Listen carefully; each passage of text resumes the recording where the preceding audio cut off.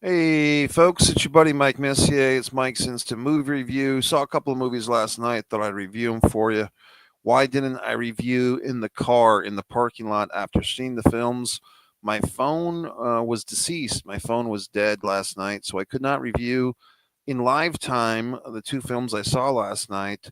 Although, one, I don't really have much to say about, and I'll get into that. So, the first movie I saw was Wolfman, and I thought this movie was pretty good. Probably a lot of you haven't seen it yet, so should you go see this movie? Should you go not? I think so. If you're a horror film fan, this is not a grotesque horror film, in my opinion. This is not a blood and guts, gruesome horror film. This is a film, in my opinion, that had some good storyline development, some good character development, some human type of things with this movie. If anything, I did not like about the Wolfman 2025 movie was just the title. I thought the title was very generic and just basic, but I guess they were just kind of hoping that the title would sell some tickets. Wolfman, okay. But I think that they could have easily called this film Face of the Wolf, The Face of the Wolf, because that is indicated at the beginning of the movie. So now, should you just like I said, I think this movie is pretty good for general audiences. I don't think you have to be a horror nut.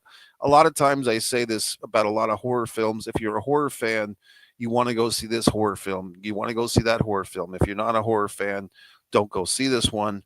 But I think this one, I just want to say anybody can see Wolfman, and I think you'll be fine. I don't think it's so gruesome or so violent that it's going to disturb anybody. Maybe for the hardcore, people like my buddy AJ there that likes Terrifier and stuff like that, at least the first two, you'd want to see something, more gruesome.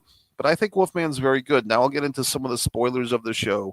So if you don't want to hear the other movie I saw last night was, I don't have much to say about it, just so you know, because I basically conked out during most of the film. The Den of Thieves, and I did watch the first one in preparation to see this one, Den of Thieves 2, but I'll get into that in a minute. But first with Wolfman, it was on IMAX, which is really the way to go. I've really sold myself in the last couple of years that IMAX or Dolby Digital, you got to see these movies on the best possible screen. If you're going to watch a movie anyway, go to the goddamn theater. I keep telling you assholes that the subscriptions, that's the way to go for these theaters. I mean, I just have this debate so many times with people.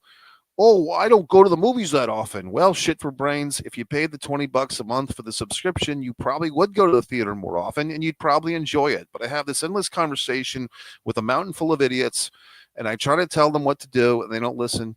And then they get upset. So anyway, that movie, Wolfman, I saw it on IMAX. I really enjoyed it. And so what's it all about? Well, we start our story in 1995. There's a guy hunting with his young boy. They're in the woods. This is something I never did with my father. I don't know if you people ever did this. Did you ever go hunting in the woods with your father? It sounds kind of creepy. I never did that. I never went hunting. I guess I've missed out on some great exploration. I've gone to a fast food restaurant and ordered a hamburger. Does that count? I hunted from the menu, but I've never sat there with a rifle and a gun and shot a fucking deer. So anyway, but these people are doing this father and like his 11-year-old son. And lo and behold, in the beginning of the movie, we see that this Wolfman guy was, the legend is that in Portland, Oregon, or wherever they have the suicide girls, some guy went out in the woods and he never came back. And they thought he might have been bitten by a rabid wolf and became the face of the wolf, which is, I think that's why the title of the movie should be The Face of the Wolf. Would be a lot more interesting title than just a generic Wolfman. But basically, this poor guy is out there, and this hunter dude, I think his name is Clyde or Travis or one of these names. He sees the Wolfman out there, and he tries to protect his son, and all these things happen. And then his son overhears his father on the CB radio. If you remember those things, those are always fun. Like, that's always the last resort in these movies. Is, look how big my arms are getting, by the way. The CB radio, where you talk to these other people with the little CB thing, and he hears his father discussing that I saw it, it's out there, I'm going to go hunt it. So they're talking about the Wolfman guy. Flash forward 30 years later, we're in modern times. I guess we're in New York City, it seemed like, but basically Now the young boy who was like 11 or 12 at the time, he's all grown up. He's got his own 12-year-old daughter. And this is where I think the movie really became a real movie for me, because the guy that was the kid is now the adult. He's got a daughter, he's got a kid himself, and he finds himself struggling with his temper, that he's really like, he puts his daughter on a pedestal, he's looking out for her safety, but he has this like kind of anger side to him that he can't control. And I thought this was really good, because I think a lot of horror movies skip the whole character development, the stakes, the relationships of the actual human beings to each other. And this movie got in there with like basically this cycle of violence and outbursts that this guy's father had for him, and now he's trying to control that with his own daughter. And I thought that was really well done. Okay. And then we meet that the guy and his wife's like this little boss babe. She's out there working the fucking business corporate job, and she's not the best mom she could be, and all this horse shit. So we have kind of like this Mr. Mom situation, where the kid that grew up with the father that was hunting the wolf in 1995, now he's the adult, he's playing Mr. Mom, and his wife has got her head up her own, her own ass, her own business skirt's ass with business, that she admits, I'm not that good of a mother. So I think like what I liked about this Wolfman movie is that we have a solid, 20 or 30 minutes or so without actual horror for the most part. Like we have a little preview of horror, but then we have this nice story time development, character time development, which I think so many horror films skip, and I would dare say things like Terrifier and other movies where they want to get right to the gore, they want to get right to the suspense, or right to the novelty of the horror film. But with this Wolfman movie, it really did some nice character development, and like you kind of know that this guy is trying to take his wife and his daughter to Portland. He wants to show them the outdoors. He's discovered that his father, who's been missing for like 30 years, has been declared deceased, and he wants to empty out his father's house. So I like this human side of things, which is why I think that this movie did a really nice job of setting stuff up. You know what I mean? And I think that's what's missing with a lot of storytelling these days, even in the world of professional wrestling. I believe I'm actually broadcasting this video on One Pro Wrestling and Sports Fan YouTube channel, just because I want the people over there to know that One Mike Messier YouTube channel is where all these Mike's Instant Movie reviews are, and so forth. So, I mean, this movie was really good. It gets going. We see, in the preview, you might have seen the situation where their RV is stuck up a tree, and all these things. And I just thought it was a good movie. I mean, I don't think it's an instant classic, but I think it's like, you could say it's the best horror film of the year, 2025, which is not saying much because we're 17 days into the year. But I think this movie is very solid. I don't think it's an instant classic. I don't think it's a movie that we have to be talking about 10 years from now. But I think it's a good movie. I think it's, when I say it's like a B, it's not a B movie. It's like, it's not so original that it's like, oh my God, this is so awesome. This is the greatest movie ever. It's not that good, but I think it's good enough to enjoy it and see it on a big screen and say, yeah, I'm glad I saw that movie. Maybe, the meat of this movie will stick to my bones later. I think one thing with Wolfman, the 2025, it's not very innovative in that the only thing we see in this movie that we haven't seen in other Wolfman type of movies is there's like a Wolfman fight scene, like where we have two Wolfmen fighting. I mean, should I give away why that happens? I guess I should, but maybe I won't. But basically, if you see this movie, I think you'll enjoy it. I enjoyed it. On a scale of 1 to 10, I'd probably give it 3.5. Like, it's a solid 3.5, 3.5 star. It's not like a mind-blowing movie where your life is going to be changed or altered, but I think they did a good job with it. And like I keep saying, like, it was an hour and 45 minutes. I think that's right on the point for a good length of a film. And there you go. Now, the next film I saw, and I really prepped myself, Gerard Butler. Like, this guy, I guess he's been in a bunch of stuff because I've seen him. He's a really good actor.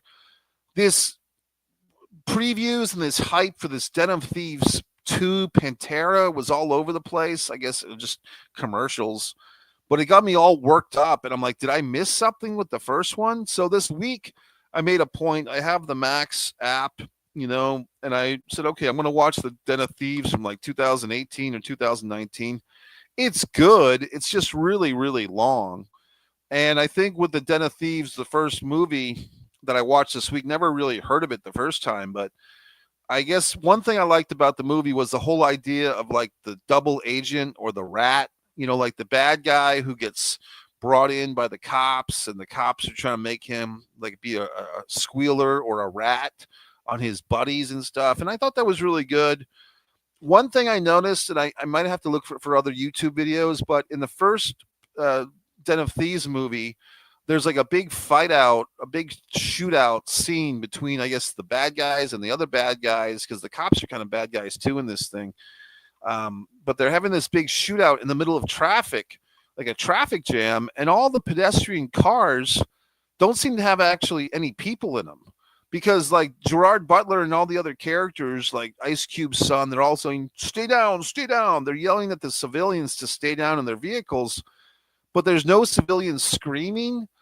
There's nobody in their cars, like just regular people, in the movie, like extras, but people just playing civilians driving their cars that are basically caught in the middle of this gunfight. But for whatever reason, this movie does not show that. And I'm just curious, does anyone know? And I'm wondering if there's a YouTube video out there or somebody with this insight. In the first Den of Thieves movie, at the big climactic gun scene at the end, why are there no civilians in their vehicles? Didn't make any sense to me. I didn't understand it. Like they're having this big shootout, but there's just no regular people driving their cars. Like suddenly their cars are all empty. Nobody's honking their horn like, hey, there's a gunfight. There's nobody screaming or yelling for help. Didn't understand that. I thought maybe that was just a big faux pas, a big fuck up in the movie. And I'm gonna guess whenever the fuck I do it, I'll look that up on YouTube to see if I'm not the only one that noticed that. As far as this Den of Thieves 2 go, here's the big reveal, folks. I had just seen the Wolfman. I double booked myself. I saw Wolfman, and then I was going to go straight to Den of Thieves 2. It was 2 hours and 40 minutes. I really just made a tactical error. I was so tired. I probably should have just gone to see this female comedy movie that's out now, and I didn't. I should have changed gears because I really didn't have the energy for a 2 hour and 40-minute Den of Thieves 2. And folks, I'll just be transparent, as the fucking kids say. I fell asleep. I had a really good sleep in the theater. But I kept waking up like almost as if the movie was an annoyance to me because I just wanted to sleep in a nice reclining chair. I took my shoes off. I had the whole row to myself. I did not give a fuck. And I just slept so thoroughly.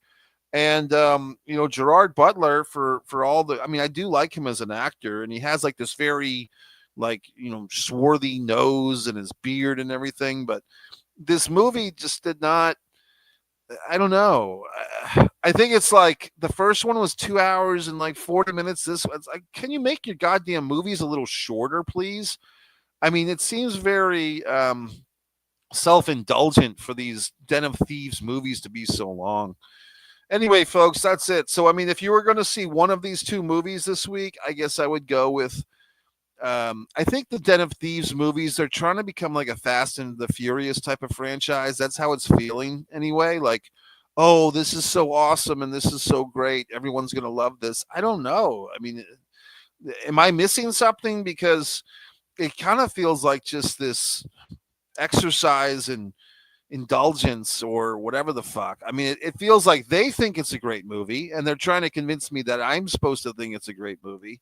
I'm talking about Den of Thieves 1 and 2, but it's just like really tough to sit through these goddamn things. And I do like Gerard Butler in these movies and Ice Cube. Sorry, I mean, no offense, but I don't think Ice Cube's son would really be famous unless he was Ice Cube's son. No offense. I just don't see the star quality in this guy. I think I'm a better actor than this guy, to tell you the truth. But in any regard, of the two, I'd go with Wolfman. I'm trying to think if there's any other movies I saw recently. What the fuck did I see?